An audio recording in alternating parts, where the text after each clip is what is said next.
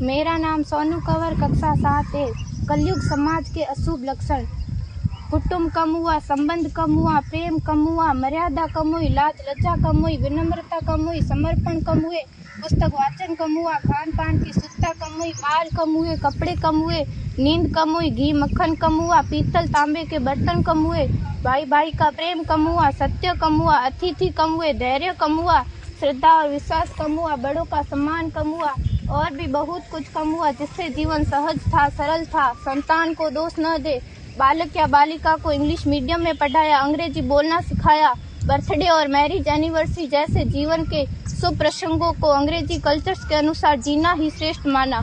माता पिता को मम्मी डैड कहना सिखाया। जब अंग्रेजी कल्चर से परिपूर्ण बालक या बालिका बड़ा होकर आपको समय नहीं देता, आपकी भावनाओं को नहीं समझता, आपको तुच्छ मानकर आपसे जुबान लड़ाता, जब आपको बच्चे में कोई संस्कार नजर नहीं आता, तब घर के वातावरण को गमगीन किए बिना, संतान को दोष दिए बिना एकांत में जाकर रो लीजिएगा, क्योंकि पुत्र या पुत्री की पहली वर्षगांठ से ही भारतीय संस्कारों के बजाय, मंदिर जाने के बजाय केक कैसे काटा जाता है, यह सिखाने वाले आप और अम्मी है। जब बच्चा पहली बार घर से बाहर निकलता है तो प्रणाम और आशीर्वाद के बदले बाय बाय कहना सिखाने वाले आप और अम्मी है।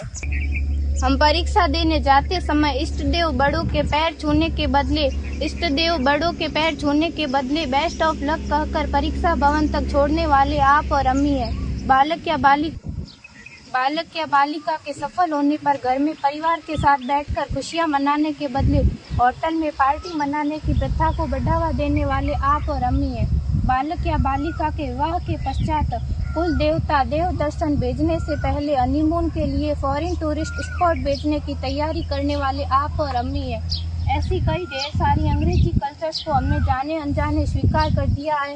अब तो बड़े बुजुर्गों के पैर छूने में भी शर्म आती है। गलती किसकी? मात्र आपके माता और पिता की।